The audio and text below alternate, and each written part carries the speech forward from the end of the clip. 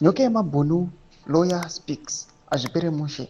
Panguva ino patinoona Nyoke Mabunu aiwa ari mumaoko aiwa emapurisa yesterday akanga necourt case yake. Panguva ino tinoona kuti his lawyer anobuda achitaura aiwa mashoko pamusoro pe bail the situation iriko, the current state yecase ya Nyoke Mabunu. Ndorwa subscribe or like out on the bell icon. Timina mzimu aino repost this post yamuri kuona aiwa inopostiwa na Nyoke Mabunu solo yabudanyira chiti I've submitted my reply affidavit to this state affidavit. The judge said she is going to hear the matter tomorrow.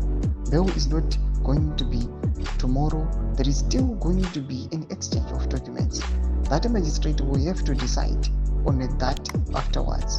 When the judge receives the argument after that, she will decide what her verdict is, said Nyoke Mabunu's lawyer. Ndio mashikonotorwa aiwa na lawyer ra Nyoke Mabunu. Tikupe update pano yaNyoke Mabunu wamuziva kuti aiwa nawe Nyoke Mabunu zikanwa nemunhu wese. Right now vari kutenderedzwa panapa tikunoti masecurity wemuzimbabwe panguva ine masecurity forces vari kuzama kuda kumbunyikidza kuda kunomutora mumaoko emapurisa eSouth Africa.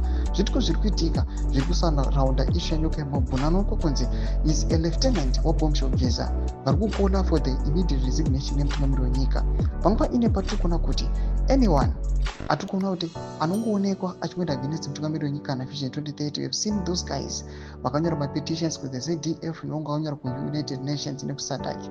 Right now they are being handed. Mashoko ari kunyatsokuda pachena kuti anyone who is trying to resist the 2030 agenda panguva ino anosangana nezvaanosangana nazvo just because the regime ine vision yayo yarida kusvisa kuti varambe varipo kusvika 2030. Asi zvionekwa kunzi zviri kurambwa aiwa nepopulation yevanhu vemunyika yeZimbabwe. Tudze mafungiro enyu muri kudii pamusoro pechiitiko ichi. Vabvina comment section medu mudze mafungiro enyu, subscribe or like, watch it on the bell icon.